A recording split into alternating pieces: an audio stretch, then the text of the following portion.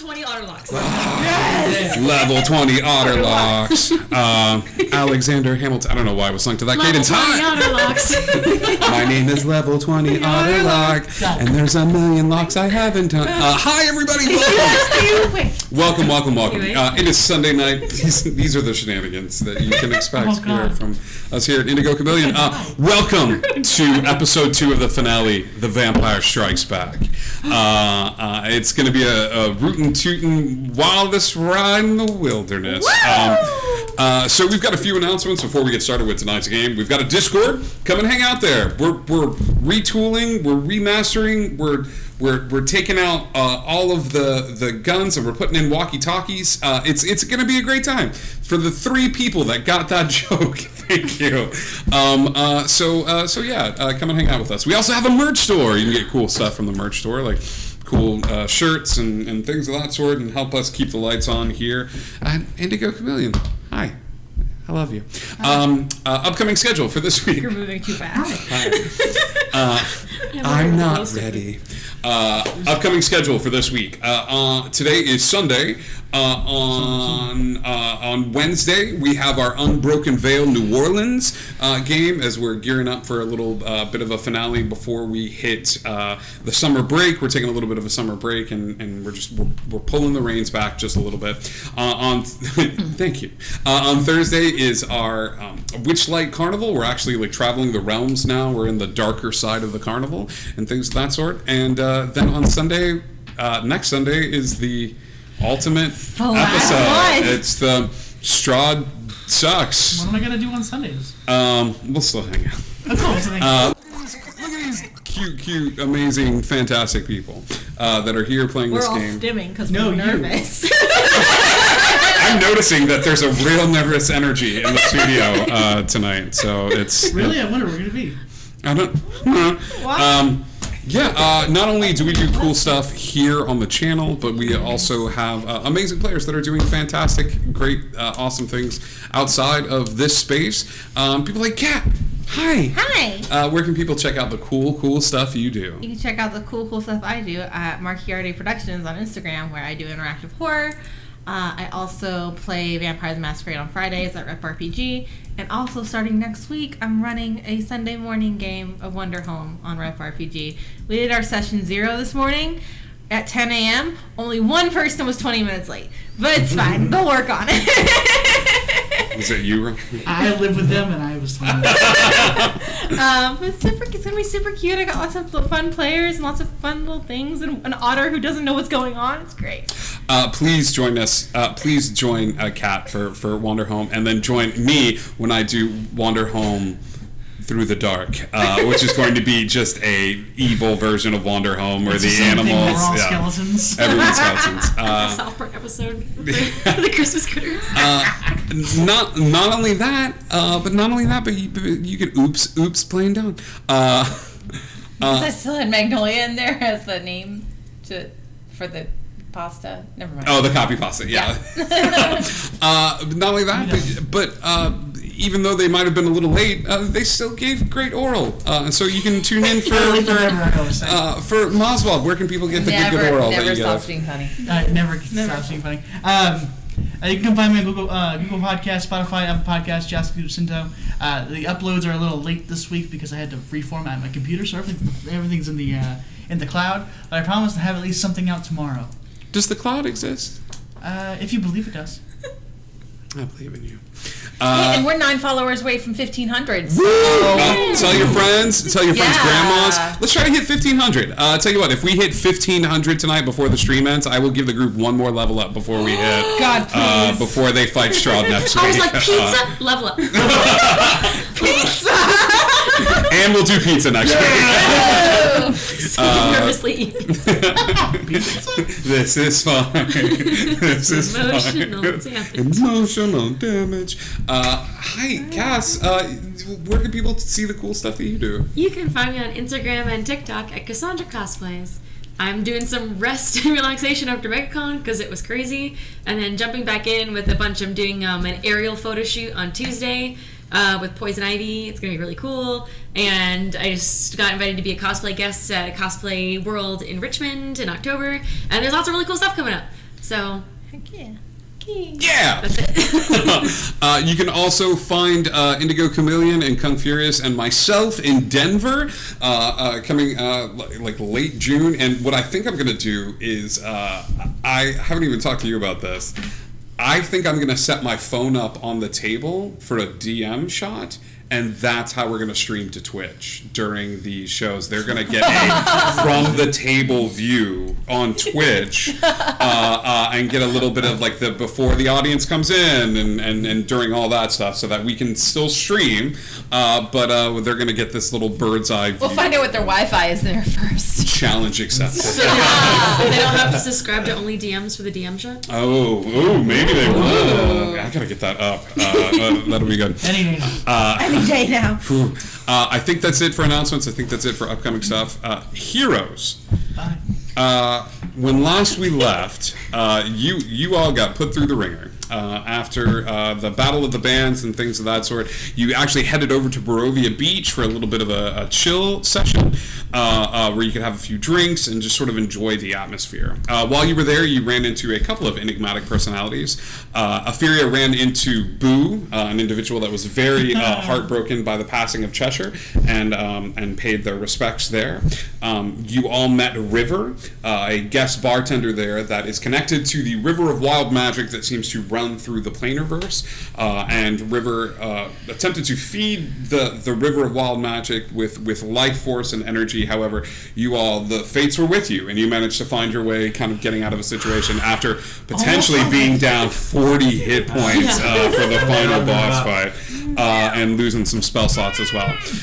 Near the end of the evening, your good friend Patches showed up.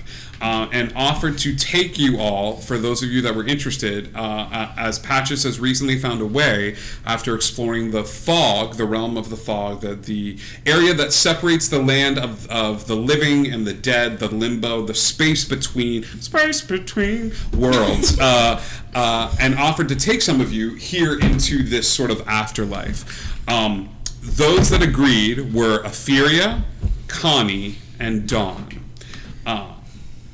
Patches nodded, and it looks like Pyre and Maddox are staying behind to keep an eye on the fort and keep an eye on everything that's going on. So that being said, as the three of them walk through the portal, Pyre and Maddox, we're going to bid you a little farewell until we see you. I forgot about this game. Just for like a little bit. Like Just for a little bit. Have fun, don't die. I'm gonna take a really long time picking each. Have fun storming the castle. what am I gonna do? Think they're gonna make it? It's gonna take a miracle. Bye bye. Hey. Hi, heroes. For those of you that know Patches, I think that's everyone here, since Patches is sort of you ran into him a couple of times. Oh, yeah. Patches saved me. Patches, Ryan's the greatest gift that he ever gave me was this ability to have have you met Patches? And just have them be the transitional individual when it comes to NPCs within the realm of Strahd Sux. Patches opens up this portal as fog begins to pour in, and as that happens, all three of you feel yourselves sort of astral projected from your bodies. You have the surreal moment of looking down at your body from this sort of spiritual sort of vantage point, and time within the bar stops for just a second as Patches looks at you and he goes, "Now, I do want to let you guys know that this is no easy task. It's going to take energy, and there are things on the other side that can hurt you, but the information gleaned is going to be completely up to you.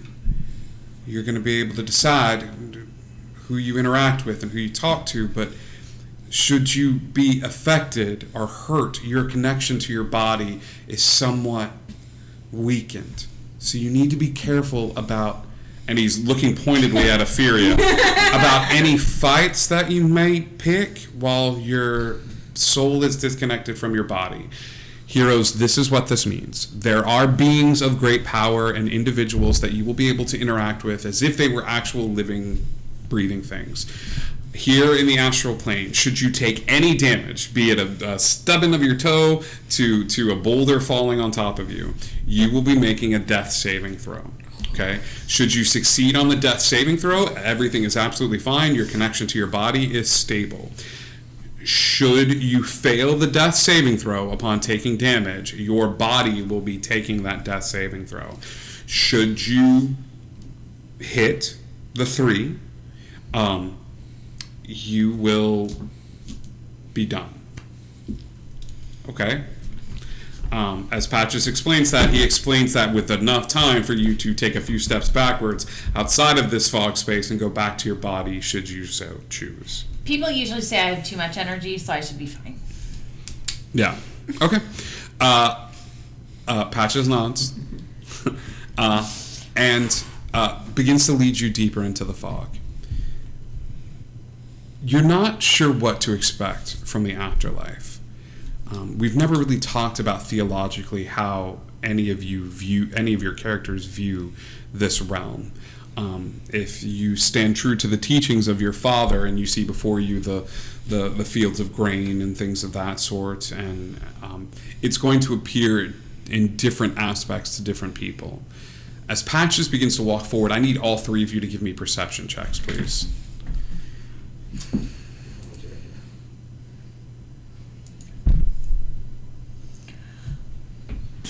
Opheria?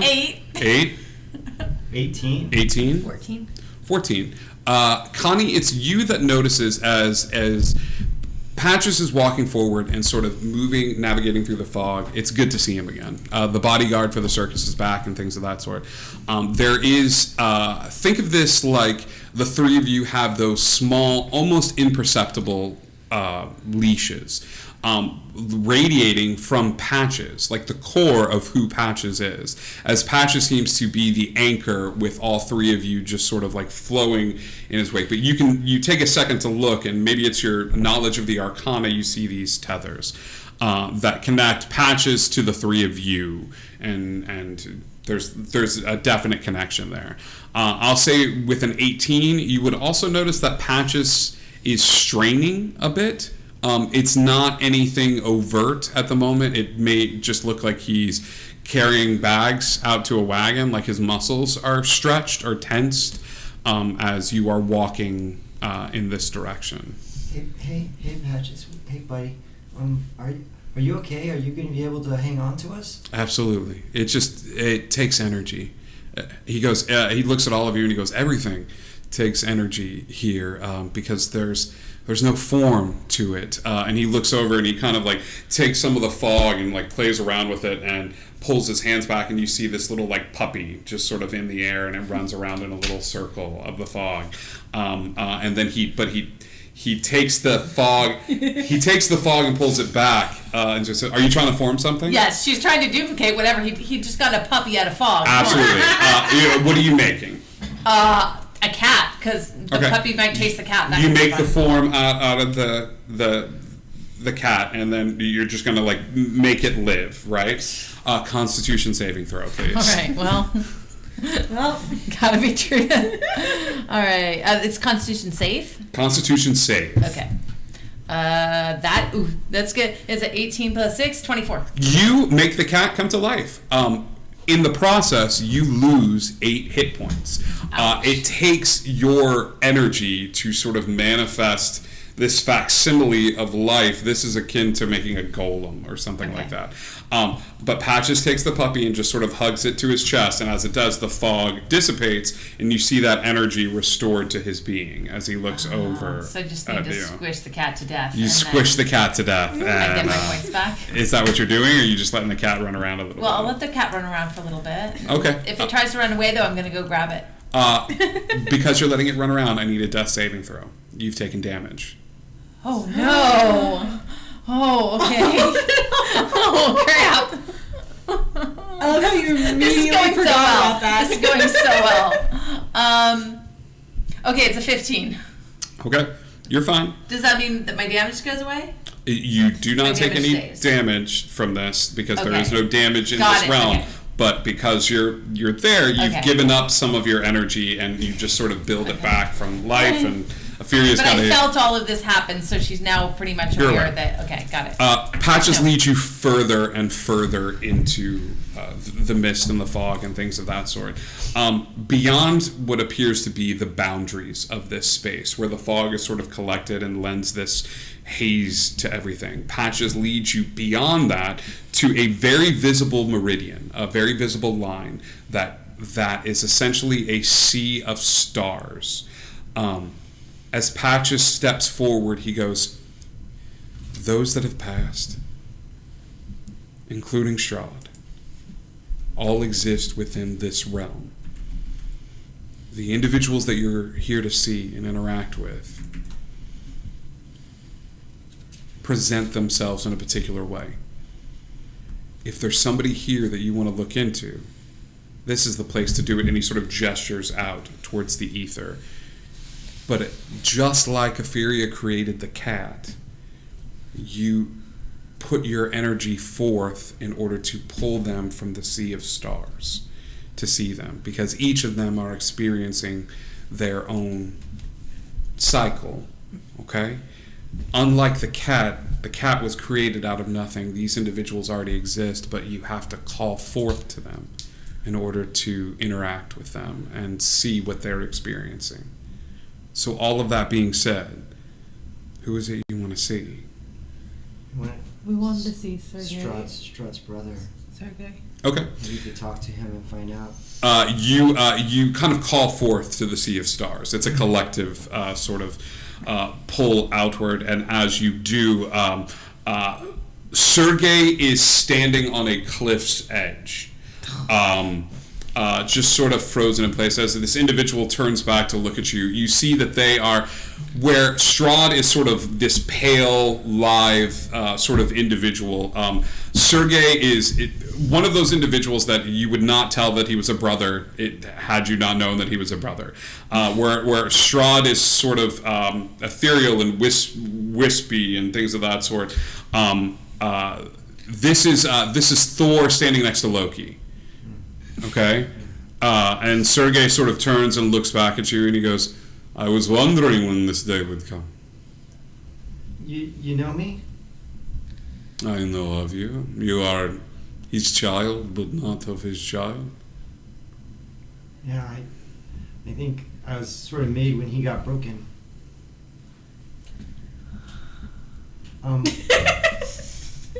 So I need to know, like, is there any way to defeat him without me and Chance dying? He goes, he looks at you, and it's not unkind, but it's tired. He goes, "You cannot defeat him. I wish I had better news. I wish I could say his left knee is a trick knee. Just give it up. And it'll snap out. You are not the first that has brought him to the edge of death. And unfortunately, you are not the last. His mother ensured that." And he will point off to the side, and you would see this scene unfold as if Sergei wills it into existence. And you see a very young woman standing with Strahd, and Strahd falls down as a child and scrapes his knee. You can tell it's him instantly. He's got this shock of blonde hair, very contrast to Sergei's sort of raven-haired. Sergei is sort of running up, and he goes, "Keep up, brother, keep up. No one will pick you up in this life. You must pick up yourself." And walks after his mother, and Strahd just sits on the ground crying as an older woman walks up behind Strahd and picks him up. And she goes, "You are special. You will change the world, my son." And you see Baba Lasagna pick him up from the ground and just sort of give him a little pat. And as she puts a finger up to her lips, she puts a hand on his knee and pulls the hand back, and the scrape is gone. And he smiles and gives her a kiss on the cheek and runs off, and you see her grab her knee as she toddles off behind this family unit. He goes, Strahd made decisions to get to where he is, but he was not without help. He is powerful. He is strong. He has made pact after pact, selling portions of his soul piecemeal. But the greatest power, he did not have to fight for. It was given to him, bestowed upon him by his adopted mother. You have angered him. Congratulations. More so than any individuals have in millennia, there is something about you that gets under his skin. And that is why Strahd is ending the world. It is his kingdom to do with as he pleases. And every few years or so, heroes come. They vanquish him. It is grandiose. And he comes back. And then a new group of heroes come forth, adventuring onward. They vanquish him. He comes back. He separates portions of his soul into small tidbits to protect himself even further. And he comes back. You ask me, can you defeat my brother?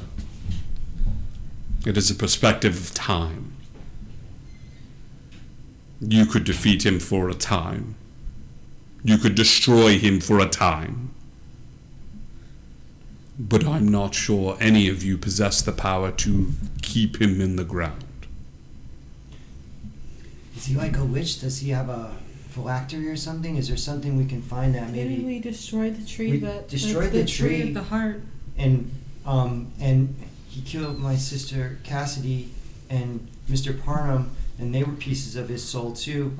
Are you asking this question to know the answer? Or are you asking this question because you already know the answer?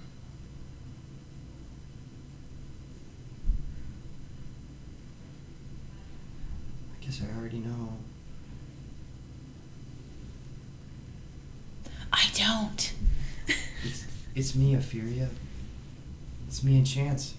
We're the other pieces of his soul. The only two that are left. Because Parnham was one, and he's gone. And Cassidy was one, and she's gone. And the tree was one, and it's gone. Is there a way to transfer the soul? He goes, should you have a golem, a homunculus, you could. Can try Would to I find not a way exist to anymore, though?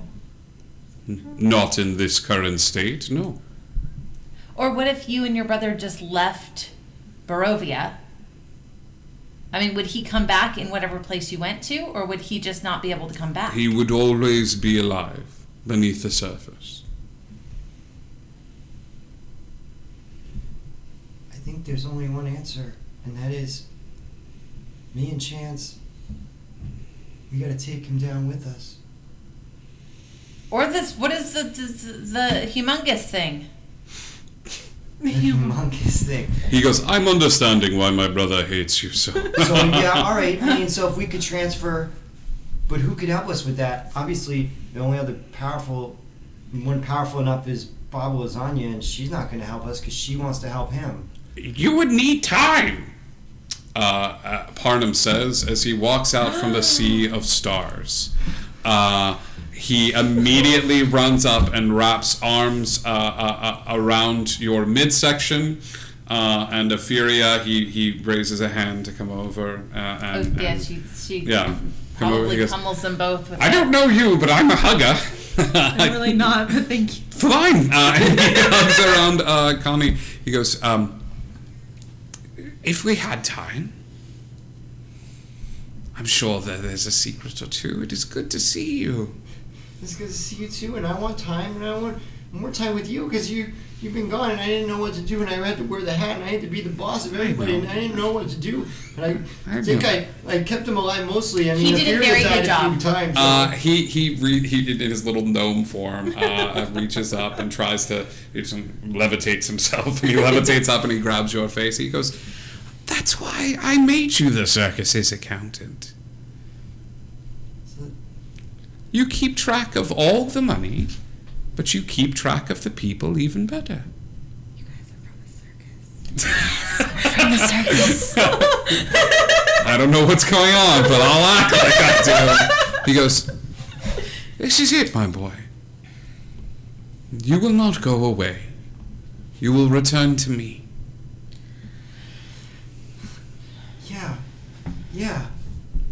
Yeah, that's what I want to do. Yeah. Because then I can save Perception at disadvantage. Barovia, and then I can come and be with Mr. Parnham, where I belong. And Chance will be here, and Cassie's here too, I bet. 19. You're watching this sort of go on, and you're a little wrapped up in this conversation. Some of the stars are going out. Like the field of stars, it's a interspersed. It's a boop boop boop boop boop boop. Boop. It's just a. It's not a lot for right now, but some of the stars are going out. He goes, Patches? He goes, yeah. The stars are going out. Patches looks up and goes, oh, okay. I don't know. And Patches turns back and looks towards the fog. As he does, shapes start to manifest in the fog. Patches goes, all right, is there anybody else y'all wanted to talk to? Did we want to talk? Do we want to talk to Irina, or no? Because she's the only person we were. Sure. You didn't want to talk to your family? If I can. He starts walking towards the fog, and as that happens, two houses manifest in the space. Your old home, the place that you remembered, as the door opens up, you smell cooking coming from inside and things of that sort. And another house that looks eerily similar to a place that you stayed at once before, but you can't quite put your finger on it. But the house says, home of the Von Richtens. I know that house. I know that one. Do you want to meet back here? Sure. Connie, you want to go with me? Or I would like to have a conversation with you, Connie. I need to stay. Parnham sits down crisscross with you, and he goes, let's talk about homunculi. As you walk towards the Van Richten house, and you walk over towards your house, you open the door, and the minute you place your hand on the doorknob, the door shatters open. It opens up to a family, and you are tackled by your siblings. It is this overwhelming, like you're bigger. How are you so much bigger? And like your sister's crawling up on you, and she pulls you down. Like your other sister jumps on your back, like she always does. Your mother is standing at the door, and your father is there with his arm around her, and they're just watching this scene sort of take place as the inside is this warm, bright light. It is this warm, bright light as your dad and mom are just smiling, as your sisters are crawling all over you, and just like, and your mother is like, "Are you eating? You're not eating? Like, what is this?" And Eating more? And your sisters are like, "It's so cool, they work here." And immediately all three of them take to the skies.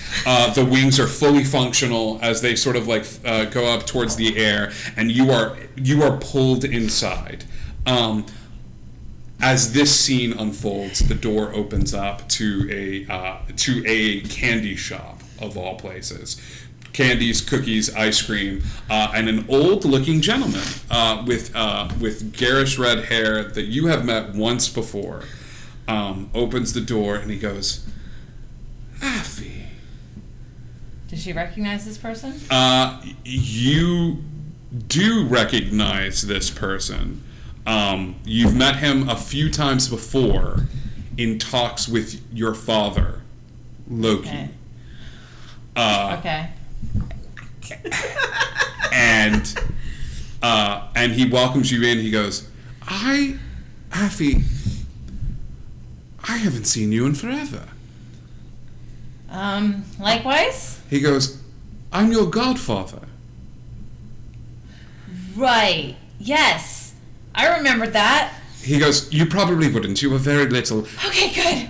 I make... I remember. He goes, you get much of your spirit from me. I kill monsters and make candy. I do the same thing. He goes, come in now. As the door opens up, these two sort of walk into these spiritual abodes. As you're sitting with Parnum, and Parnum begins to discuss something with you that you and I are going to need to talk about after the stream ends. But I will see the last image you all see is two things. Guillermo flying in from the Sea of Stars and landing on your shoulder as this conversation continues on. The other thing that you see is Patches.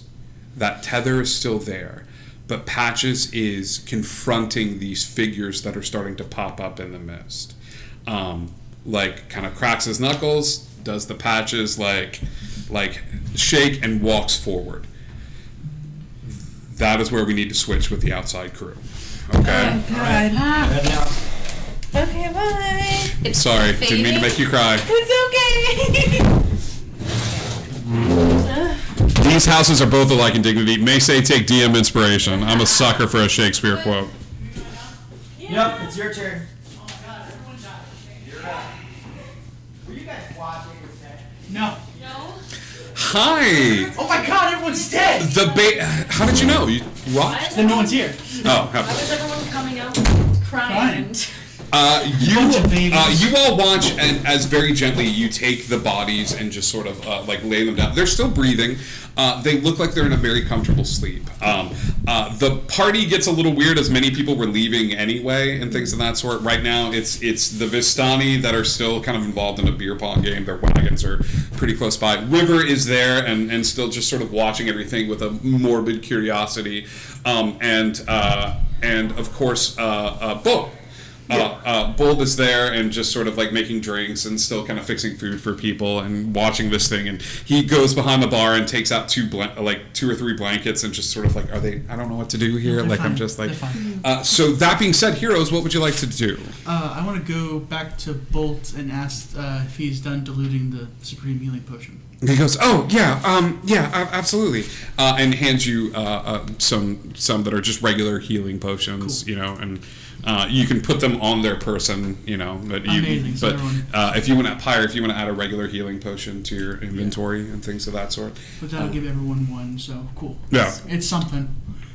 Pyre is going to conjure 8 wolves and say, okay, everyone, Papa's listen up.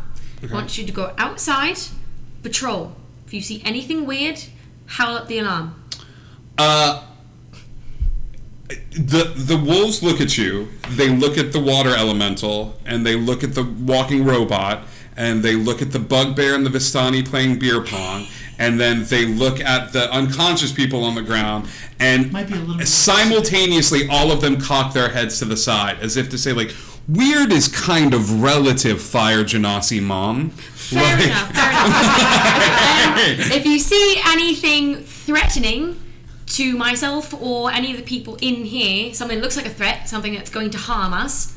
Give me animal handling check here. I'm into this. This is good, but this is like, Okay. if you see anything like predator that looks like a predator, Is it 12? come tell mommy. Is it 12? 12, yeah. Okay. The wolves go, okay, predator, call mommy. Got it, yeah. And they went and they go like, you see the 8 wolves sort of go out and things of that sort. At this point, there's partying going on and things of that sort. Are you just, are we sticking close to the body? Yes. Pyre definitely kind of wants to, like, without looking too, like, bodyguard, like, still keeping it loose and, like, having fun with people, but, like, posting up near the bodies and keeping, like, eyes on them just in case anything goes weird. Yeah. Or if someone starts, like, convulsing. Yeah. Yeah, absolutely. You're staying close to the bodies. Madame Eva kind of comes tottering into the area, and she goes, one last reading before you finish your quest, if you would like. And Esmeralda's like, Oh, yes, please. I would like to know a little Sure. something that's going on. She goes, to my wagon, the tarot deck. And she goes, who's next? Is it Reed? Oh, sorry. I'm going first, but if anyone else wants to go. No, I want to go. I really like mine. Yeah. She I goes, actually "All wrote right, that one down." I'll tag you next. Yeah. And she kind of walks over towards the wagon and things of that sort. Perception checks from the two of you, since we're on the lookout. We're looking for anything that's weird, that's out of place. 22. 22. I mean, it's Better than mine, 18. yeah, it's late. You know, you don't really notice anything going on. The wolves begin to move around the space. She goes into the booth. The beer pong game gets rowdy and things of that sort. And are we doing anything? Or are we just sort of like we are on a mission? We are watching the bodies. He's Maddox, before he loses consciousness, to talk to boss, is going to make sure Pyre is done with whatever she's going to do. Yeah. Yeah. I just kind of. I mean, I want to see if there's anyone who might know anything about Strahd's woman.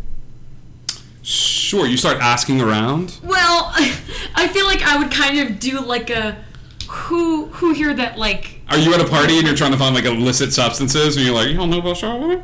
Yeah, you just start whispering and stuff like that. Yeah, because I know we're surrounded Give by me like, stealth. revolutionaries. This is like stealth and stuff like that. Like you know, like subtlety is subtlety is never Pyre's. You just are on the bar. She's so dancing. okay. She's pretty. That was pretty subtle. That's a 17. A 17. Okay, so a couple of them come forward, and what this is a lot of this is hearsay, but you're able to get the gist of it. The gist of it was she loved somebody else. He fell hard. Oof. He became powerful, and thinking like, this is going to be my ticket in. Like, girls like guys who are powerful and otherworldly. And even after accumulating all of the power that he did, she still wasn't feeling it because of the darkness inherent in him. Cool. He was responsible for her death in some way, but like, yeah. So she's dead. We know she's dead. She's Yeah, you know she's dead. I need a D100 from you. Okay. The higher the better. You check in with Pyre, so you're gonna go meditate and talk to the boss. Yeah, right? I'm going to go meditate and talk to boss. Yeah. That is not the right one. That's a 32. 32. Okay. Yeah. Things go on. You're kind of keeping an eye, and you're kind of moving about. You're bringing people to you because I imagine. Did we get her name? Yes, you did. She's literally like set up like a mafia boss, just like come forward, yeah, step forward. Tatiana. Tatiana. Yeah. Tatiana. Yeah. Strahd actually killed Sergei because he knew that Tatiana had feelings for Sergei and was trying to even the playing field a little bit.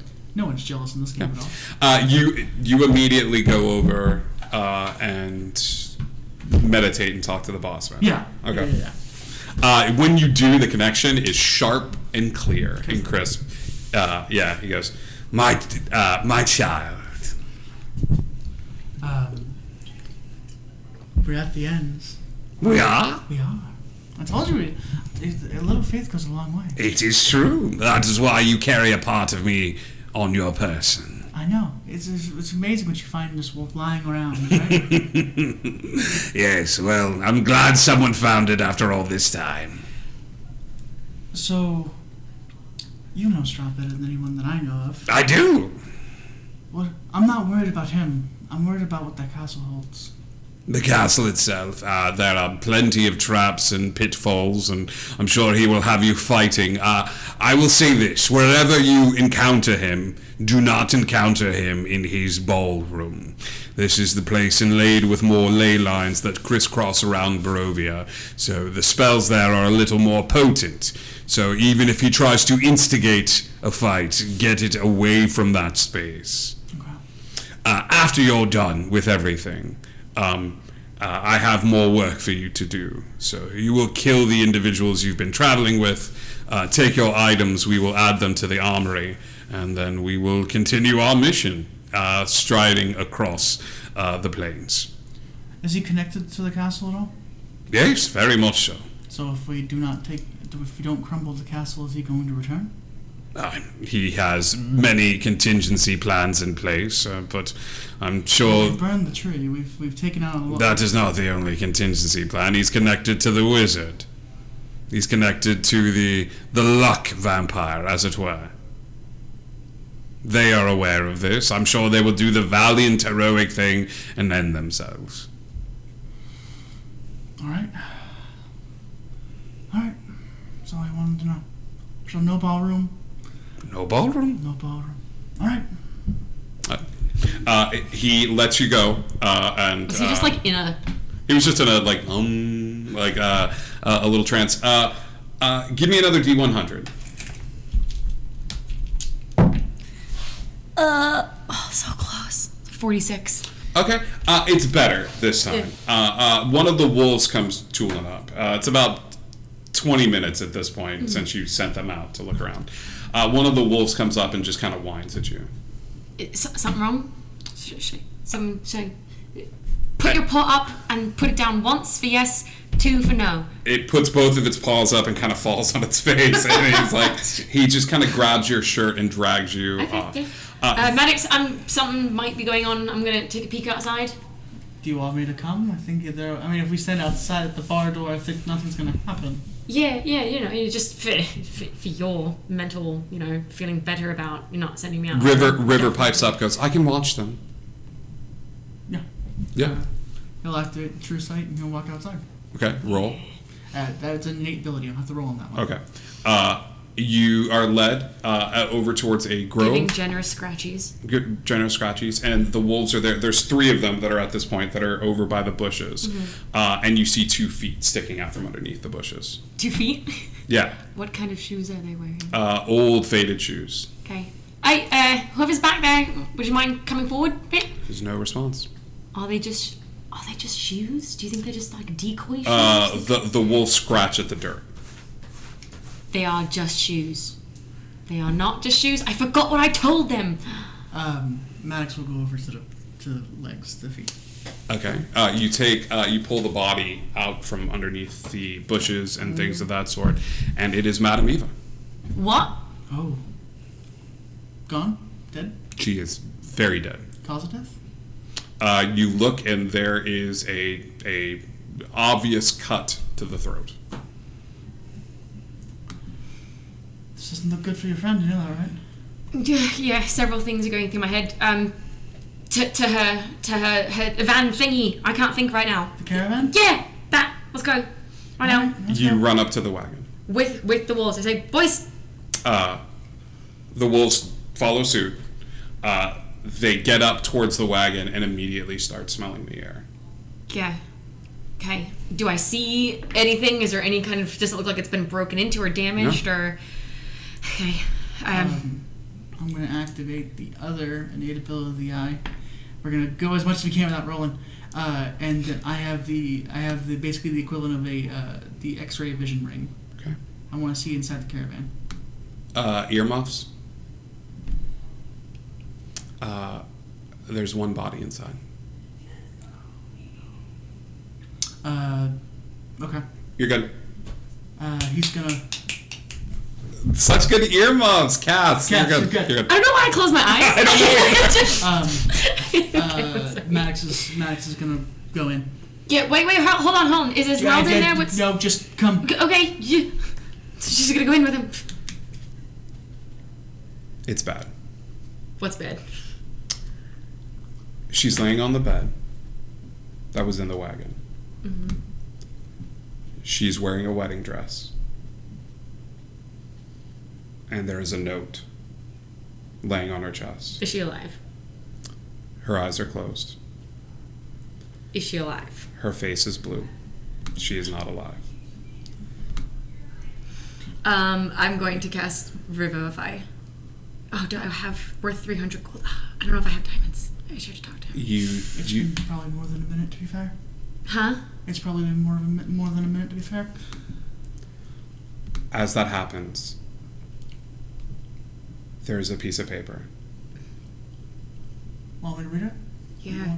Or do you want... She's still trying anything she can. As she's running over towards the body, grabbing it and just lifting it up, and that feeling of I have to do something. It's just written in calligraphy. It looks like it was taking its time, and it's just one word. Slap. All right. As that happens, the Vistani start going berserk outside, as one of them has discovered the body. Got it. Maddox will walk out, hands up, and he'll try his best to explain that this was obviously Strahd. This wasn't us. I know for a fact this one cared about. They hear Pyre inside, trying anything that they can. I'm sure you're exhausting cure wounds and things of that sort. Everything. And there's a pillow close by. You realize that it was a message. And as you go and speak to the Vistani, I need you both to leave the room. This musical chairs thing sucks. It's only going to happen one more time. No, I love it. Then It's everybody's together. I'm gonna need this. Tag, hear it.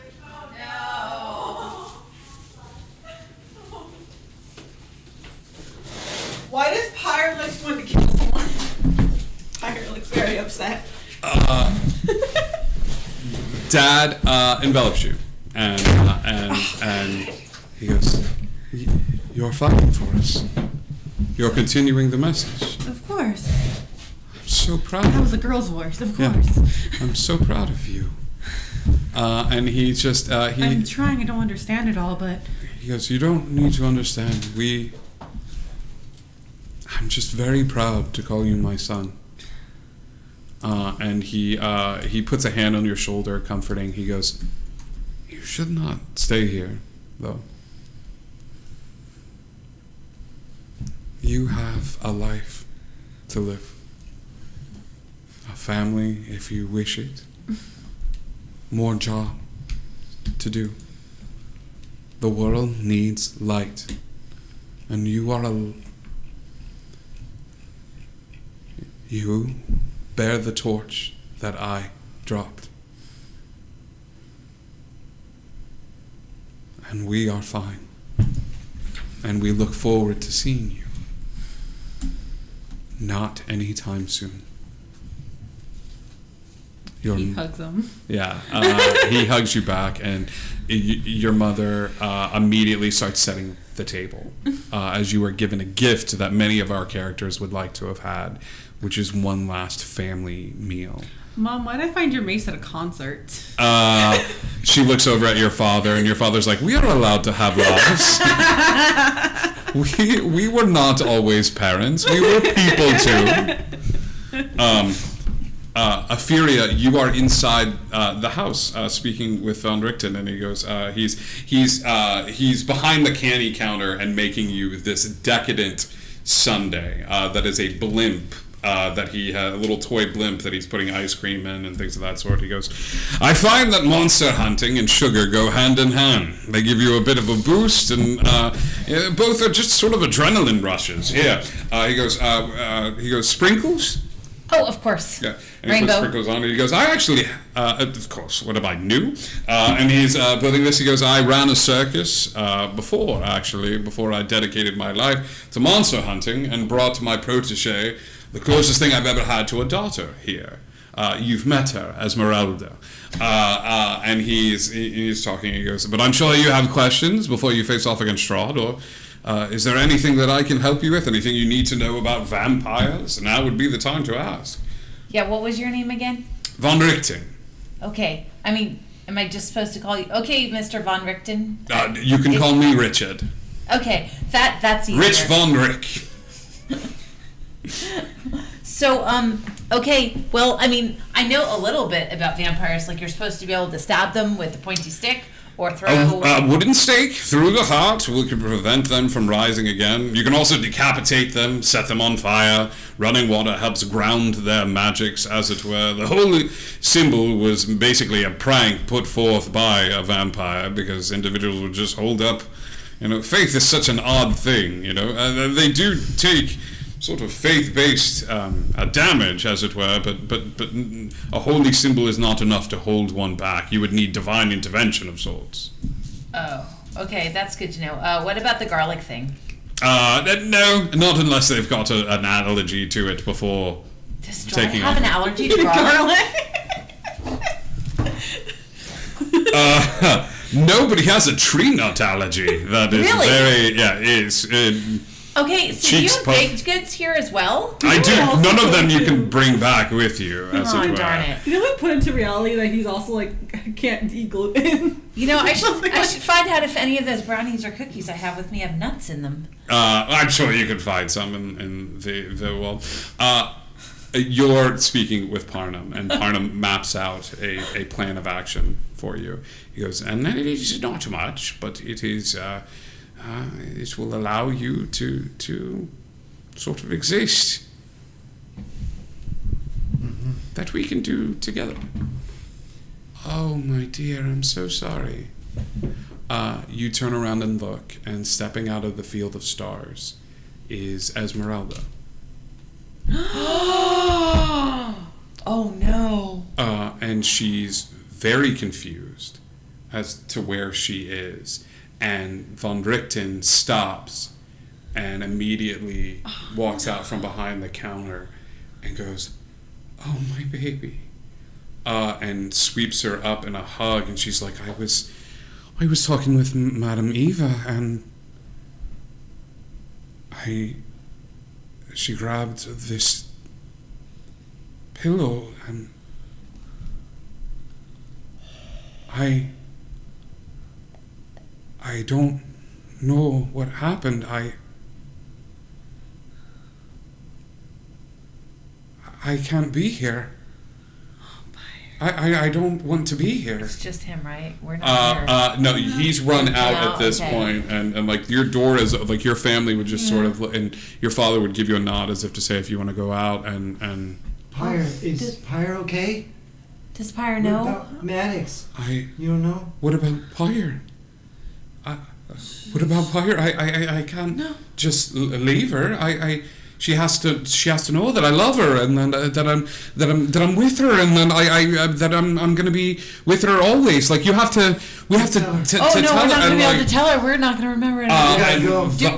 We don't know that we're not going to remember anything, right? Von We'll tell anything. Von Richten like grabs her face and he goes, Oh.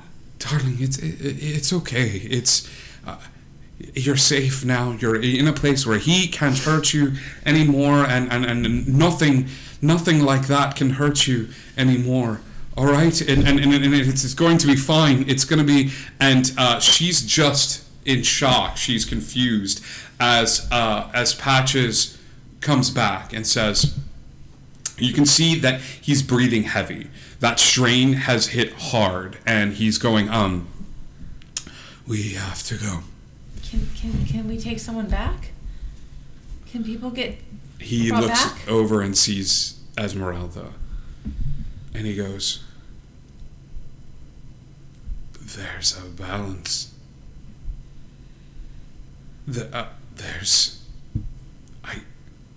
It's a life for a life. I can't.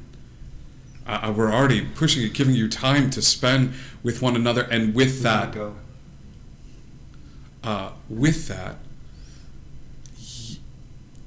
a girl walks out from behind Etheria. Really quiet, big bushy hair. Looks like she's been to the wind and back. Looks like her shadow. And looks over at you and gives you a smile and spits in her hand and holds it out. And with that, Pyre, you watch as Esmeralda kind of takes a little bit of a lurch, and Patches goes, "It's not She's not. As she takes your hand and shakes it and looks off towards the field of stars, you see somebody that you have not seen since you were 7 years old. It is hard being a vampire. It is hard being a child vampire. And you did not have many friends until you had Chance. Chance wouldn't talk to you a lot. You had Cass. She didn't talk a lot either when you were really little. But your imaginary friend did. You see a satyr walk out wearing a checkered shirt, cabbie's hat, as you see your imaginary friend, Murray. Murray! Walks over to you. You're real. One of your personas, your passenger, It's him. you realize has given you little voices and little friends to help you along the way when you needed them. And your passenger that was walking with you doesn't say anything, but reaches a hand out to you. And then as you go to shake it, goes and makes this inaudible fart noise into his hands as your imaginary friend takes a step back and stands with Epheria's passenger and looks off towards the field of stars. And she takes one more sort of lunge forward, and Patches nods. He goes, "Whew, man.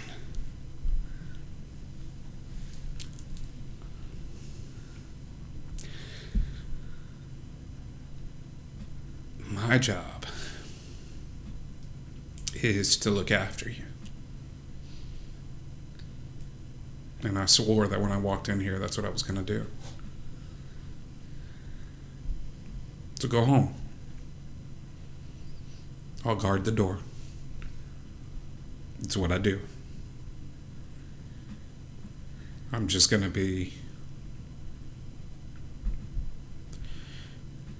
I'm going to be quieter about it." Thank you, man. You always protected us, and it's been hard without you, but I know you've been there looking after us, and you will be for a long, long time. Thanks, buddy. He goes and he looks at you and he nods. And he goes and puts an arm around the girl. Kind of picks her up, puts her on the shoulder. We miss you. But, I mean, we weren't going to ever see you again, and we already see you again. And so that means that we'll probably see you again. Because that's how these things work, right? And you hear your dad pipe up. "Not for a long time." But again, We'll protect him, says to her dad. To Dawn's dad. Fight. Fight hard. Fight with everything in you. You leave it all out. And you go and you put him in the ground. No more families. No more friends. No more missed chances. No more victims. He's done. It's time. And he looks out at the stars and he goes, "That's too many people. Too many people that he's hurt. Too many people that he's sacrificed along the way." Okay? Dawn's gonna walk forward and take Esmeralda's hand and say, "You led me the first time, let's get out of here." You start walking towards the mist and the fog. And the fog follows behind your footsteps until all that's left behind you is a field, a sky, an infinity of stars.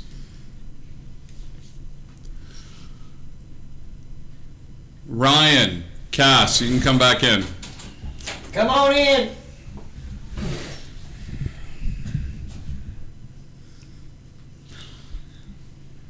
I got her, it's okay.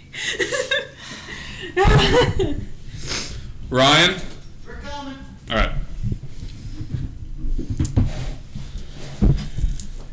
Hey, gang, how's it going? Hey, great. So good. What'd you guys do? You'll see. You probably won't. I don't know. Maybe. Yeah, fine. You guys will see. Might find out something.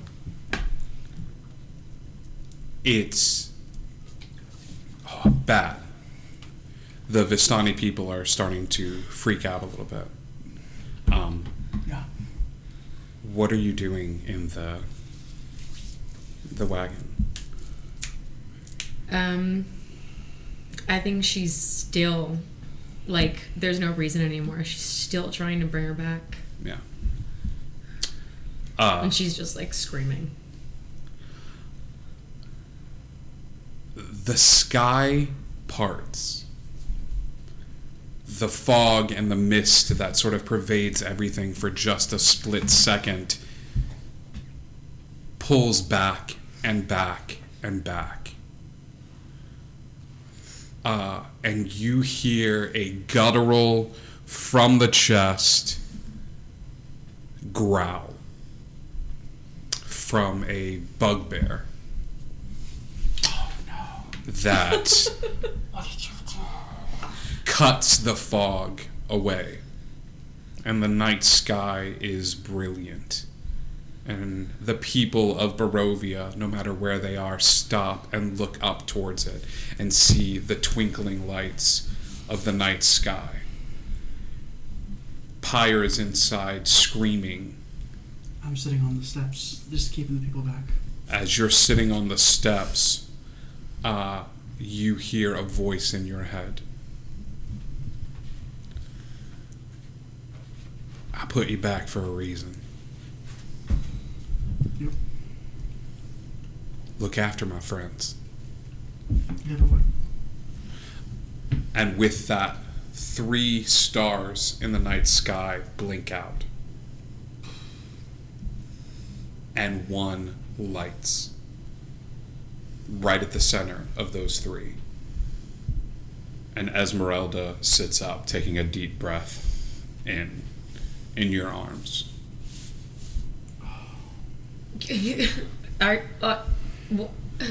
She she kisses her. Yeah, you're kissing her, and it's not how you pictured kissing her in a wedding dress, but this is how it is. You've got her face, and she's just like she's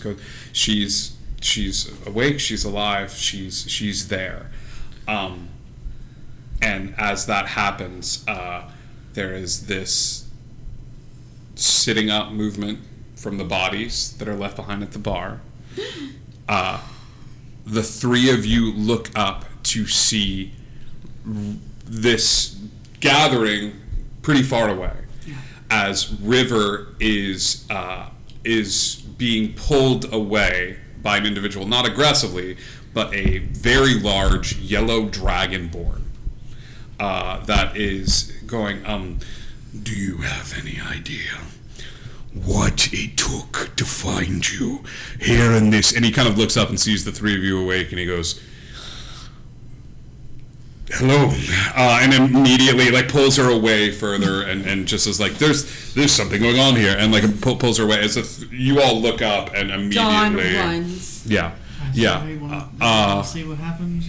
Good. Are you there or are you over there? Where are you? I'm at the They're cabin. by the wagon. I'm sitting on the steps. Is Esmeralda here? Is she okay? Did she come back? It sounds like a pirate damn near went nuclear a little bit ago. The fact that the caravan's not down yet means probably yes. Pyre is just she doesn't need to, but she's healing Yeah, no, she's how fine. you back? And Dawn knocks on the caravan door. Yeah. As you knock on the door, I'm not like gonna acknowledge nobody, that. the door kind of swings open and you see Esmeralda up. Oh, and talking about there, and she's that's here. like, Okay. yeah, When that happens, though, Pyre's gonna turn around. She's on fire at you yeah, like until she sees it's her. you. Yeah, it's fine. You brought her back. You just You got her back. yeah. How is she back? What happened? She's back down. As they go to say anything about how they came back, it's a staticky, weird sound that takes place. That bugbear had something to do with this, It's gonna be one weird game of charades later. Yeah. We have Whatever. She's back. Thank you for whatever you did. I just backs crying and kissing and. She goes, I need to rest. But I'm. Yeah, it was. God, the stars. And she immediately goes outside and looks. Fire stuck to her. Yeah, and you see that her skin is pale. Like, she's back, but she's looking a little pale and things of that sort. She's still got a heartbeat. She's not dead. She's not Maddox pale, or how Maddox was, but she is different. And she goes, oh, no, I will. No, I understand. Got it. Who are you talking to? She goes, this. And she points at the ground, and some of the fog that's in the area swirls up into a little, like, swirl up into her hand. And she goes, the mist, the fog. Oh, gods. She goes, I need to rest, but I have a purpose. This is like a levels of exhaustion kind of thing. She's like, exhausted. We would be familiar with. Give me an Arcana check, Does any of the Ophelia. healing? What The do I healing have? is helping. It's giving her like Yeah. life and energy and things of that sort. It's a 19. I have a +0 to Arcana. It's a 19. And it's a 19. You know for a fact, because this has happened to you a few times. Death is wibbly wobbly. For revivify and stuff like that, when you bring somebody back from the dead and it's within that minute, it's a like boom. Like the longer somebody is dead or the nature of their death, like depending on how they come back, can affect what sort of spring is in their step when they come back. At the very best, she's just exhausted. You know what I mean? At the very worst, you're not even sure as that something got worked out between the fog and everything like that. But you're not quite sure exactly as to the specifics of it. But she's tired. She's gonna put her hand on Pyre's shoulder and say, "I think she's okay. I mean, healing wise, it's just that sometimes you just need to sleep a lot." Okay. Let's get you inside. We'll get you food and drink and water, and we'll set up sentries, and you're gonna be okay. We're not leaving you again, ever. We're not leaving you. But I need to know what happened. Like, what happened? Strahd did this, yeah? Strahd, I want to know what happened. It was Madam Eva. What do you mean? She did this to me. I don't know why. She did this to you? Yeah. She's dead. Her throat's cut. She didn't look dead to me when we walked into the... Is the body still there? Yeah. This was a control thing. It's gotta be a control thing. There was a note left on you. It was Strahd who did this in some way. It didn't look... I would have known. I wouldn't have walked into a... No, I know. I believe you. It's not your fault. You're Yeah. fine. Look, we'll talk about it later. We're gonna get you taken care of. Just Yeah. While all this is happening, Connie wants to see, is River being taken away against her will? River's fighting it, but give me an insight check. That is a nat 1, and what that means normally would be that I would roll on the do I still roll on my passenger Oh, chart? no. You do not. Okay. Oh yeah. Well, I certainly don't get other than- But you definitely feel the hole in your heart Oh. when that happens, and you're like, you're like, I'll just tap into the Some stuff happened, guys. I can see that. tell me about it. So we can't. I am gonna send. I'm gonna have. Guillermo. Well, I still have Colin. You do have both. I have both. Yeah, I'm gonna send both of them. Okay. Out to Colin goes, I hate everything about this, and climbs on top of Guillermo and rides, because they're a little, little guy. They ride up. You are treated to a conversation between two individuals that essentially it's going to turn into me talking to myself, where she was like, you can't blame me for this. I was like, I can blame you for this. You know you are not supposed to interfere. They have a job to do. And she goes, they do have a job to do, but it's not like they're supposed to do it alone. He goes, that's exactly what this means. They have something that they are here to attain. And he goes, and if you go messing around, how do you think he's going to feel about this when you see this? Do you think he's just going to be fine with it? And she goes, I really could care, give two shits about how he feels about this. And she's like, part of D&D, watching William play with himself. he is in charge. He is in charge of probably like the weirdest department. I don't have to care about what he thinks about it. I needed to make sure that this gets done. He goes, fine, it got done. You did it. Did you feed the river? She goes, well, not exactly. I didn't. He goes, after all that, you didn't even feed the river? Then what was the point of this? She goes, it was to assist them with their you need to calm down. Like, when's the last time you pooped? Did you poop like recently? And he goes, we're not going to talk about my bowel movements. You are going to head to the teleportation circle and we are going to leave this place. And she I goes, love William's ability to talk a lot but not give any information. and she goes, fine, let's go. I think I've helped him enough. It's fine. And she kind of looks over at Guillermo and gives like a little wink over towards where Guillermo is and stuff like that. And the Dragonborn looks around and he's like, what are you winking at? You're acting like I can't see it. You're right in front of me. And she goes, I'm not winking at anything. It's fine. Yeah. I'm going to have Guillermo follow and find out where this teleportation circle is. The teleportation circle is a little ways tucked off into the woods and things of that sort. Okay.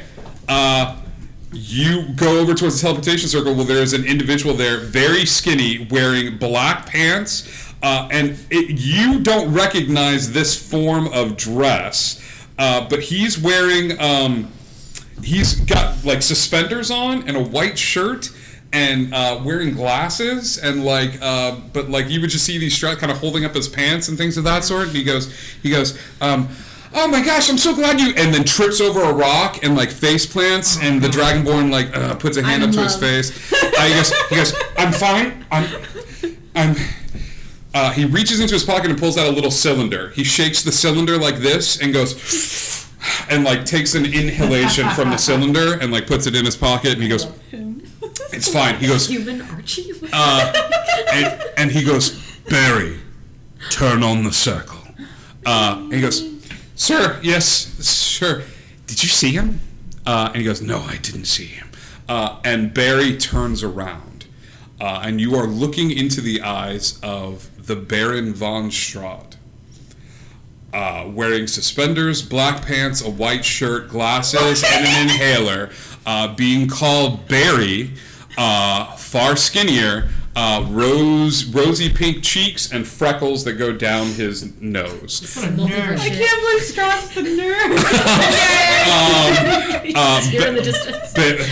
Nerd. And Barry's like, you didn't even see him? Like, you're not even interested to like see what he like? Am I buffing? And like, do I have muscles? And he goes, actually, you've got two heads. He goes, shut up. And he's like, you're an idiot, Barry. He pushes River towards the teleportation circle. And as that happens, he goes in, he goes, Barry, move. He goes, no, it's fine. I'm in charge of the circle. I just want to make sure you guys get through. And he goes, the Dragonborn huffs, and he goes, now, and there's a from the tree line that zips right past Guillermo, zips back up, and you see this pixie looking straight into the eyes of Guillermo. Their leg is replaced with a wand, and they're just looking straight. They're looking straight at Guillermo, and they just lift up the leg like this towards Guillermo, and you hear I will leave without you, I swear to the heavens, now. And she like looks and she goes like this, and Guillermo takes a little like flight backwards, and she's like, and as she's floating over towards his shoulder, she's floating backwards and just knows there's somebody behind the eyes, and she floats back like this, back towards them. None of our characters are sacred ever. They're all floating. I just feel like no one's ever gonna believe you. Floating right back to the to the shoulder and just kind of lands on the Dragonborn shoulder, and the Dragonborn steps into the circle. As that happens, Barry looks around and takes another shake, and takes another inhalation of the air that's in this little canister, and he goes, I am Strahd. Bow before me, because I am a vampire. And he's just sort of like tooling around the circle, just. I see you are in my castle. Good God. And you're just Guillermo just watching this and something like that. Yeah, I think Guillermo's gonna just slowly back. Yeah. And he goes. I could see it. When we portaled back, did we portal back to the bar, or we're at a different place now? You're in the bar, and you ran forward. You're still in the bar. Okay. This is a little ways off and stuff like that. Maddox wants to get Connie by himself. Yeah. He goes over. Connie's just sort of sitting there. Steps through the portal. Every bar yeah. has bowls of peanuts. Aferia is loading up her bag with peanuts right now. Fair enough. Give me a D100.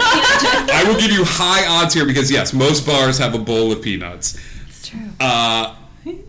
Most bars have bowls of peanuts. You need a 42 and up. Why are you so scared of giving Indigo peanuts? Okay, that is a 44! You're going around finding little bowls and things of that sort, and you see Bolt walk over and he's like, "Hey, what are you looking for?" Peanuts. Is Guillermo? Because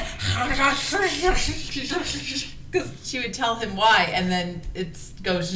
Is Guillermo still there? Share it. Guillermo will be about to fly. He flies. Barry's about to walk through the portal, and he hears this going on, and he kind of looks over, and he's kind of looking around, and he sees Guillermo, and you see the guy go "Hey." He goes. He looks around. He goes. One who for yes, two who's for no. Is this the circus place? Is this the circus one? Who? Okay. Are you guys from the circus? Who? Great. This is the peanut allergy one, right? Who? Okay. He reaches into his pocket and pulls out what appears to be like a potato cannon. He's like, I'm gonna drop this here, okay? Who? And he steps into the circle and disappears and things of that sort. Aferia, Bolt goes, oh yeah, I've got a bag. If you want a bag, and reaches in and pulls out this Costco-sized bag of unshelled, salted. She's shelling peanuts. She's to put it. Aferia looks like a person on. Yes. Aferia just sits down and you hear the Rocky you hear a montage to be the best, you got to be the best, and she's cracking open peanuts and building this small. I'm also smashing peanuts and getting a bag of peanut powder. So I'm gonna have peanuts and I'm gonna have peanut powder. It's cool. like the third. That's my goal right now. There it goes. Got it. Yeah. We can't tell you that. It's like the third edict of Bo. You have to have peanuts or chips in your bar. Yeah, I'll scoop them up and bring them back. Yeah, you walk over to that spot, you come over, and you look and it's just a little, it's a weird, clear cylinder that Mike would know this as, a modified T-shirt cannon. Yeah! But the tube is much smaller. It would have to be packed with something little, something small, like ball bearings or rocks or... Peanuts. Sure.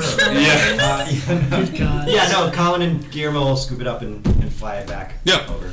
Drop it down. Guillermo is flying over and just you're busy shelling, and then all of a sudden, as if a gift from the gods, a little thing drops into your lap. I've got two names for this, and one of them is just terrible. Oh, tell me the terrible one. The Nut Blaster 3000. You mean perfect? What's the other one that it's not called? The Peanut Gun, because it's Donkey Kong. But the Nut Blaster 3000 drops into your lap, Aferia. What the Nut Blaster allows is 2 packed charges that can be fired. That will cover a 30-foot cone. If you don't say catch these nuts, Strahd, I cast D's. D's nuts! It's just been revoked. No ticket. Cool. You all are there, and you see Bolt looks very confused as he's like, so I assume that you guys are headed there tomorrow, right? Yes. Yes, that was the plan. Allow me. It's different than what your friend used to do, but the booths are comfy. And Bolt goes over and cast a similar version of the Magnificent Mansion that you've seen Magnolia cast. I miss that spell every day. But the door is this weird combination of like painted glass, and you're hearing weird lilting music from inside. Perfect time. It's muffled lyrics, but he goes, "But this is a safe place to stay if you want to rest." I've got some work to do, so. Oh, rest would probably be good. yeah, we're resting. Yeah, as you take Esmeralda inside, you open it up. You hear the fading bits of that song of like, wouldn't you like to get away? Sometimes you gotta go where. And as you open the door, before you is this very spacious bar. These beautiful like booths that you could like lay down in and rest and things of that sort. But the bar is set up with all these different like veritable like things of liquor. There's snacks.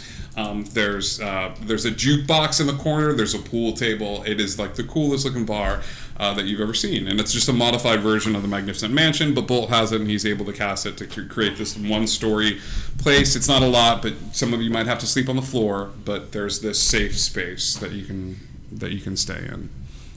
A fairy would ask Pyre. She would say, "So are you going with us tomorrow?" Yeah. Well, because you said that you weren't going to leave her alone, but she can't go. So is there a place that she can be where she'll be safe? That's what I need to figure out. Bolt says, I know how much she means to you. I could look after her. He can't get in here, and I think he's going to be a little preoccupied.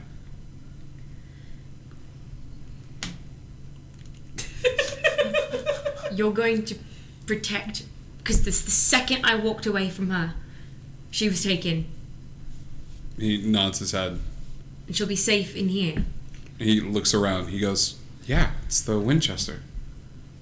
Wait for it all blow over. Is Chance here too? Yeah, Chance is kind of like was still sort of drinking with people and stuff like that. Chance closes down parties, you know this. Yeah. So Chance is outside and things of that sort. I'm gonna I need to go to him before I go in. Yeah. I also need to grab you before you go, Chance. Oh, okay. You Yeah. stop me. Yeah. Okay. Yeah, Chance is over there and he goes, and another thing, I think my favourite time I've had in Barovia is the time that I invented the grilled cheese. And you see two people that are like, two women are just like, you invented the grilled cheese? He's like, well, yes, I mean, back in the day they called it hot cheese sandwich, but I thought grilled cheese just rolled off the tongue a wee bit better. Let me tell you the secret of a good grilled cheese. Many people are going to tell you that it's the cheese. It's not, it's the bread. That's and he's holding court. No, continue. I want to hear this. Walking toward him. And then he'll make sure it's him and Connie. Couple things. Do we have to leave? What? No, he's going. This is all taking place outside the bar. I was like, You walked in the bar. You're still threatening Bolt. Yeah. Etheria, you still have the bag of peanuts, and This you're. is probably taking her a little while because she's shelling all these peanuts and she's dusting peanuts too. So I'm she's imagining probably that all pretty of focused. this is Yeah. is like as all these conversations happen. Occasionally, the camera pans back, and it's like, to make it up the mountain, you gotta make, like, and Etheria is just like. Need these nuts. You do notice that you don't have a shadow from the light casting on you. Oof. So a couple things happened while you guys were gone. Obviously, you can guess that Esmeralda was.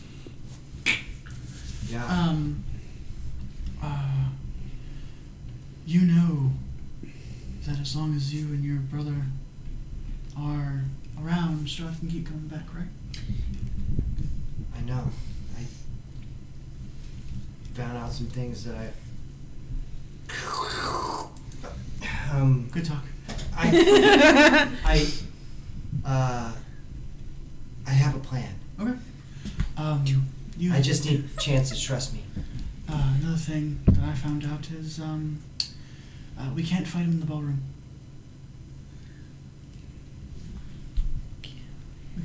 We can't fight him in the ballroom. He's That's too his. powerful there. That's his one hub. We gotta draw him out. No matter what happens, and you gotta convey this to everybody else because you have more pull than anyone else that does in this group. That we cannot, by any circumstances, walk in that ballroom, or we will not make it out. Why? That's his centralized hub. That's where all of his magic is. So we fight. Hey, I don't care if it's in the bathroom. It's not in the ballroom. We corner Please let this battle be in the bathroom. Well, Panic in the Disco, not the ball. I might need your help. Panic at the Privy. Maybe you can help me with what I have to do. Sure. All right. Can I say the word? I'm gonna say the word. The word that I. Do you know anything about Oh, the H word? yeah, that's fine. Do you know anything about homunculus? I'm sure. Arcana check? Sure. I got a +4 to that. I've got a cousin who's humming. Yeah, 18. Ooh. Yeah. Homunculus, you're pretty common with this. I mean, a homunculi is a clay, it's like a golem or something like that. It can be made out of clay or any sort of earthen materials, really. And a wizard can, like, imbue it with life, like put a portion of power into it. And there's clay golems, there's potion golems that people defeat and ruin a DM's day. I don't know what you're Like, talking there are tons of different types of golems. But it's like familiar 2.0. Yeah, this is where James Cameron got the idea for Avatar. Like, yeah. You gotta help me make a couple. Okay. Okay. All Sure. right. And he walks over to Chance. Chance. Yeah, Chance. and the tomato basil, that was Chance. actually me as well. Yeah, Chance. just a second. Yes. Chance, I need you. You gotta come with me, and you gotta trust me. And I can't tell you all the things because I wish I could. Because if I try to say it, then It's sorry, very weird, I it's get it. weird. But you gotta come with me, and then it'll make sense in the end. I'm gonna. Here's my keys. My house is just down the road. I'll meet you two there, and I will make you both grilled cheese. And the two girls like nod, and they sort of like That sounds really good. head over this way. He goes, all right, yeah. All right, What is drags it? him into the house. Calm down. Ooh, a bar. And just walks Out into of the one bar. bar into another. It's great. Yeah. Dawn comes up to you and says, I'll help if I can as well. The Okay, gang's all yeah. getting together. Great. Yeah. Everybody's gathered in the bar. You watch Furia has commandeered like the small that has a jukebox behind her that's occasionally coming on and playing like motivational like That's a great idea. This, jukebox hero stars in her eyes, and she's just yeah.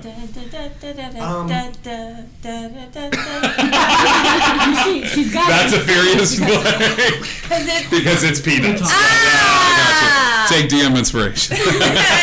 Oh, I get it. Yeah. Yeah, you guys are pulled inside. Then I'll reach in the hat and I'll pull out the Mr. Parnham spellbook that he told me. You mean you've done this the whole time? I didn't know it was in there. Did you look? I have to know what it is to get it. Just reach in and It pull takes out, man. you two take a bunch of trips out that night to gather up mud and clay and dirt and And things I of think that nothing sort. of it because I've never had to sleep before. Yeah, and it gets real late. Esmeralda, the minute you guys get to a safe space and you bring her over towards the little booth, like Esmeralda is out. Like now she holds your hand and like does that thing where you're sleeping next to somebody and you got their hands and then you know they're asleep because their hand just gets like lighter and lighter and lighter. But like at one point you get up to get something to drink and she wakes up and kind of grabs your hand and you just it's okay. And she just kind of sleeps in the booth, looking exhausted. She's made it so comfortable for her. Like Yeah. she's pulled two. She's uprooted and pulled another booth over and made a bed. Melted the bolts and pushed things together. Yeah, absolutely. And no one stopped you. We're all like, fair enough. All right. Bolt, you two are gathering materials into the wee hours of the night, but after a while you have two functional looking golems. They're not human sized because you don't have enough time, but they're probably a little under gnome height, you know what I mean? Mm-hmm. They're functional. And so now I just need to figure out the next step of the process. The next step of the process is this. When this body, these need to be close by. Gotcha. Woof. Okay. Mm-hmm. Okay. So is that the plan? Mm-hmm. What? Oh my god. I spent some time sculpting them to make them look like Chance and Kanye as best I can. Give me sleight of hand. Okay. I'm better at that than Sleight of hand or performance. I'm better at that than performance, but I kind of want to roll performance. Oh wow, that's a nat 20 minus 1. So 19. At 19. As you go to do this, unsure of what to believe in yourself, the autoplay kicks on as you hear Viper start to play on the jukebox, giving you just a little bit of a boost from out of nowhere. And you craft these like functional like bodies that the Viper cover of Master of Puppets. Yeah. I was hoping that the song from Ghost would have came.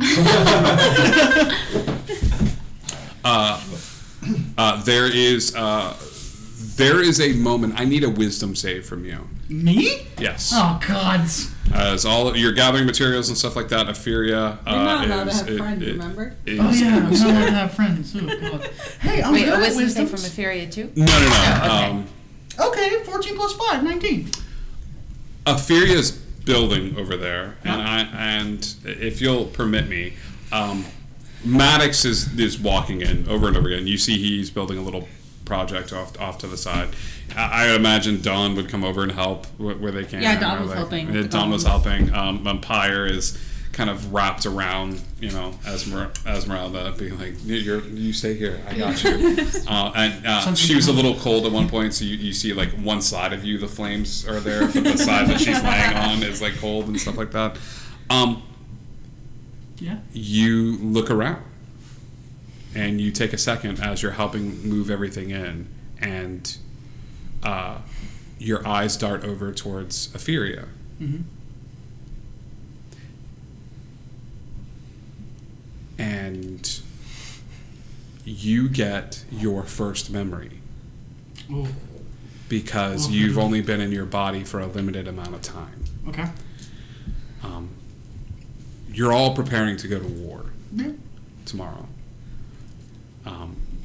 You know that some of you may not make it back, but you all have missions to do. You have people. Sacrifice I'm willing to make.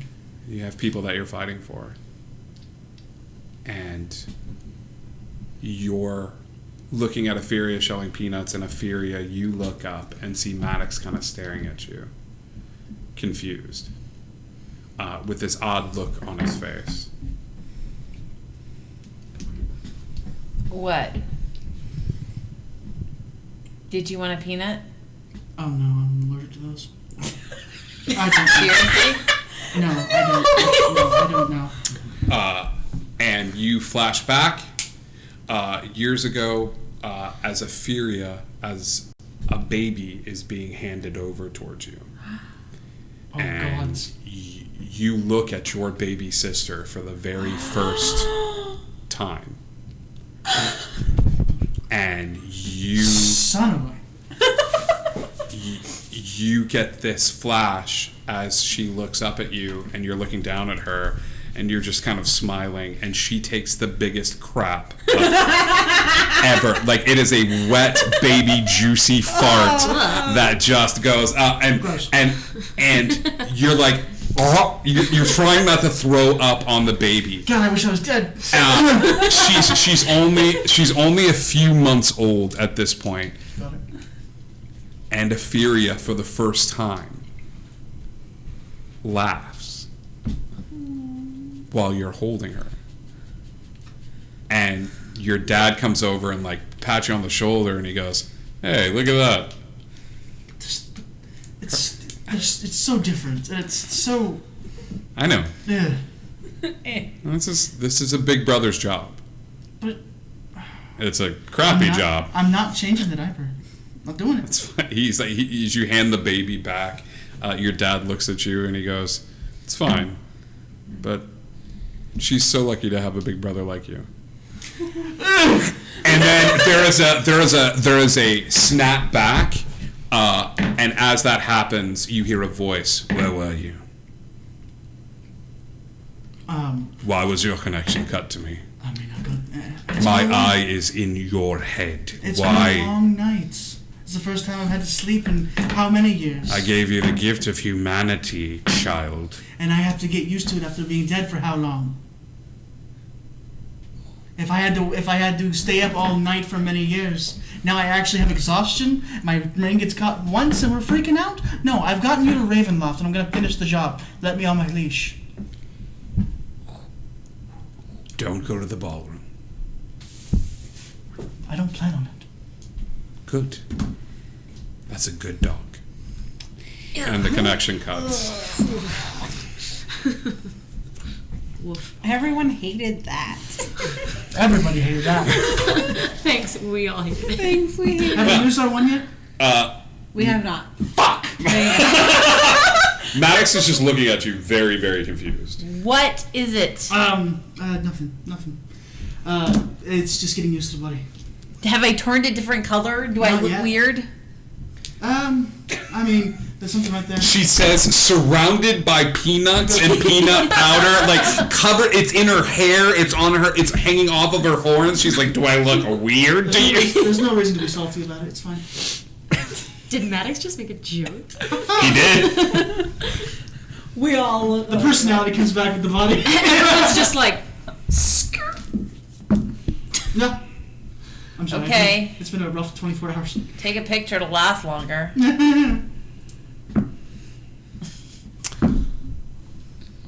Everybody, roll me a d20. Oh, You start to get ready for sleep. You start to get ready for bed. Everybody, roll me a d20. Just a straight A 20? 7. 7, 19. 19, 8. 8, 18. 18, 4. 4. Cool. No! Bum, ba-dum, bum. Don't. Oh my god. Don's dead. Great. I can't believe Third that's a character. cleric. Here we go. I can't believe we lost a cleric right before the Strahd fight. Remember your numbers. Oh, son of a. Okay. I am so glad that you Numbers are found one. people that you care for. Because I can hurt you all over again. I loosened the lock on that door. You were no fun for me anymore. You stopped being fun because you died inside, and I've given you just enough light so that you'll notice it when I snuff it out. Dawn starts singing a prayer Okay? loudly. 7? Mm-hmm. She goes, Ring of Mind Shielding, does it do anything with this? he can't find you, so Okay. you don't hear anything. 8.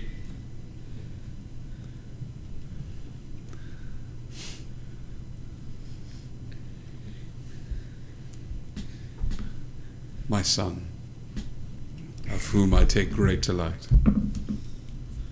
I look forward to seeing you the most. You're not my fucking father. That's 3. This is a new record for Strahd. It's fine. We're ready to mature now. Oh, yeah, We're good. Okay. We're fine. Who's next? Me with 18, I think? Yeah. I was 19. Yeah, Yeah. so. So, Yeah. I look forward to seeing you tomorrow. It's gonna be great. Me and you sitting in the same room together would be great. I've heard nothing but great things about I you. love that so much. Who's going to win? I mean, we've all both already lost, so. Your found friends are you and your patron. But he doesn't know what hurt him. I'm sure that'll work out for you in the end. As well as it did for your bugbear friend, perhaps. I've made stupider decisions. Yes. Yes, you have. Aferia.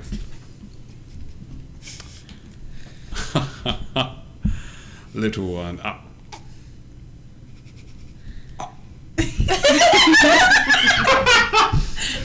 Mr. Fancy Astral Pants? projections.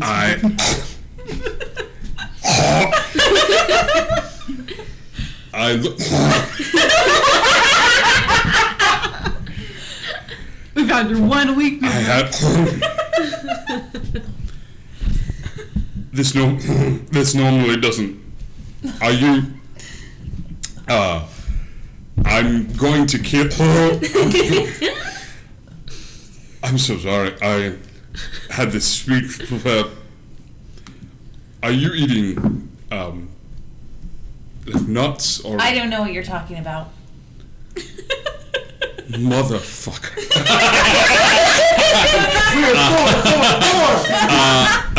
The connection cuts. All of you are able to take your last long rest. Last long rest.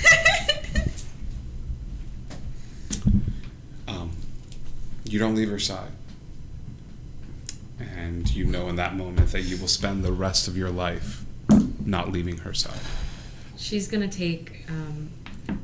There's a piece of red cloth that's been tied around her wrist the whole time that she took from Parnum as a thing. And while Esmeralda's sleeping, she's gonna just tie it around her wrist. Yeah. There's something to be said in many civilizations and cultures about, like, commitments made through hand fastings and things of that sort. And whatever sort of silent promise you've made to the universe is cemented in that moment. Aferia, you have sleep on a bed of shells. It's okay, just let that peanut powder absorb into my skin. Before battle tomorrow, you'll have war paint. You'll get on the face. Oh, everybody's gonna get dusted tomorrow. I've already made a note to remember to +1 throw peanut peanut damage. powder at everybody. EpiPens are a reaction. You sleep, Oh my god. and it's confident, and you know where you're going, and you know what you have to do. And at one point in the night, Chance is snoring, and you don't bother to tell him or shake him awake. You just enjoy the sound of your brother snoring. It hits you weirdly that you position yourself to sleep facing the pile of peanuts. It's the last thing I see. It's this mound of shells. It's the smell of that food. You know that you'll carry it with you for the rest of your life. Don falls asleep still singing the prayer song, and the song is of something his mom sang to him when he was falling asleep, him and his sister. And it is a song about no matter how cold it gets in the desert at night, Capri will always come in the rising sun. You all rest. And it is a solid rest. It is a purposeful rest.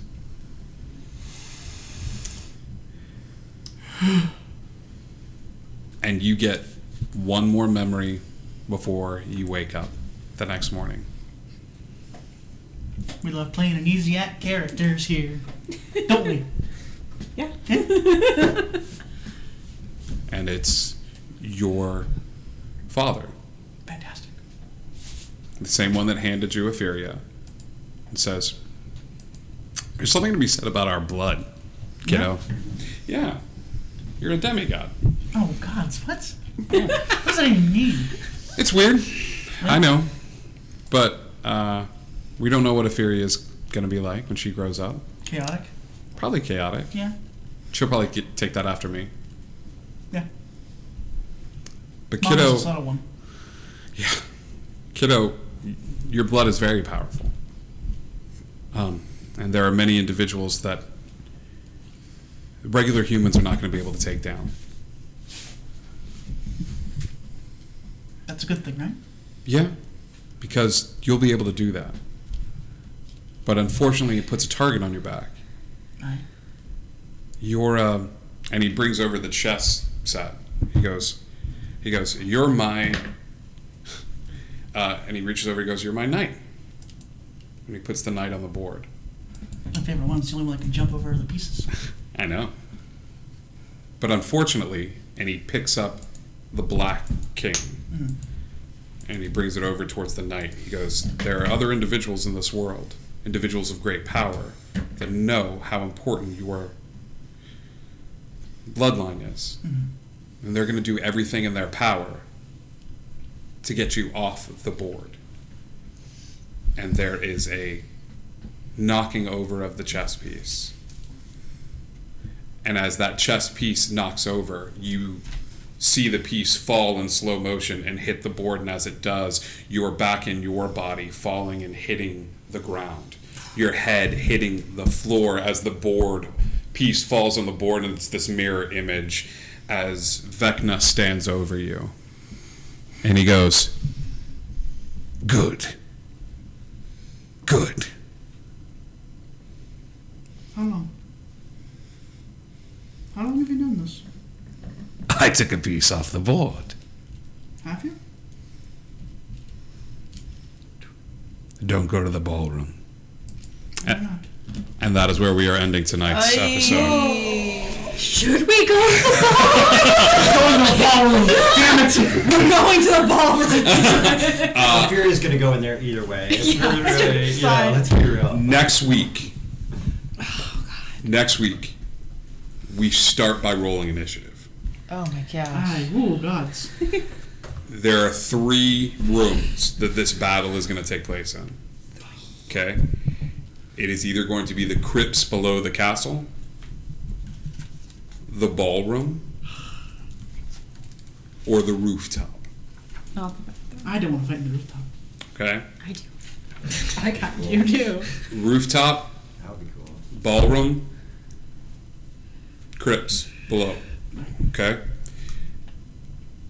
You all are going to decide this as a group, and you're going to let me know where this battle is taking place. Okay? We start by rolling initiative, and this battle takes as long as it takes. And the game that we have been playing for a good portion of this year comes to an end. Oh my gosh. And the next one starts to take place. Okay? So get ready to say your goodbyes. Get ready to go out swinging. Be prepared to let your characters go in case the dice are not with you. Because I can't pull punches next week, okay? Yeah. All right. That being said, I gotta hurt the audience too. You all have taken enough emotional damage. Thank you. Emotional damage. Power word heal is being taken off the board next game. It's alright, we don't need it. The audience will not be able to heal you all. The stakes are too high for that. Okay. So there is no power word heal next week. So the audience cannot heal you in case anything breaks bad. We Okay. still have dressed up Strahd though, which is the You hilarious still have to, option. in the middle of the fight, leaders. Like, what are you doing into my castle? Have we had a chance No, little German to boy. rally allies like the Vistani and the Aarakocra and...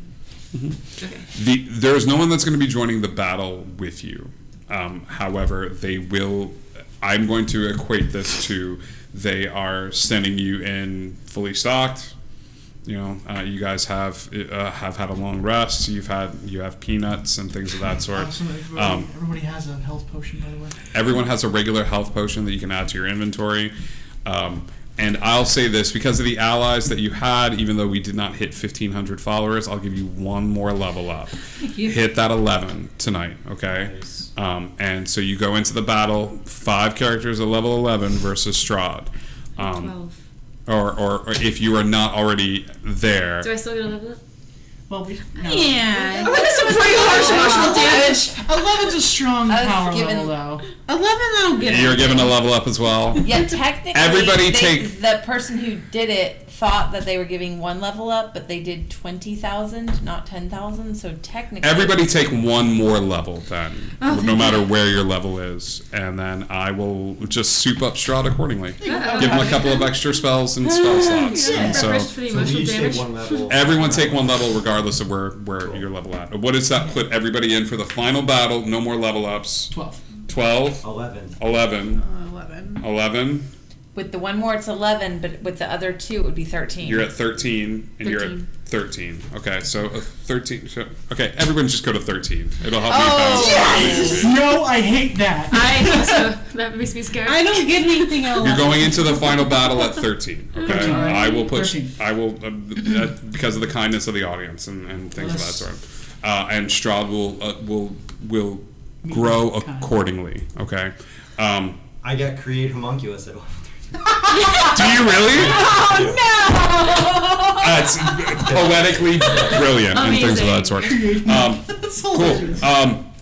My dear audience, I love you very much. Thank you so much for joining us for this battle. This is not the last time you will see these players after next week. It'll just be the last time that we are in. I can't even say that. The Strahd Sux universe. No, it will not be the last time. The heroes. We will be back in the Strahd universe for Barry. fun, but for Barry. Barry. You've met Barry Stradovich. Yeah. Prosthetics and magical theory. This is Whoa, Strahd. anti-clock. Strahd as an artificer. I'm gonna marry that man. We will start to talk more and more about what this next campaign is, but you're going to have a lot of fun, and I will give you a preview of the new campaign next week after the battle. Okay? Cool. But all that being said, I love you. You remember, you can be anything you want to be in this world except for Strahd, because Strahd sucks. And stay tuned to the Discord. We're keeping the trend going. Maz's last character became a deity. When in terms of bow, Patches Oh God. There's a deity? is a warlock patron, and I will drop the warlock of the fog subclass in the Discord. Warlock of Esmeralda is a warlock of the fog. Yeah, so I will drop it. I've been working on it in my spare time. So love you guys. Take care. Get out.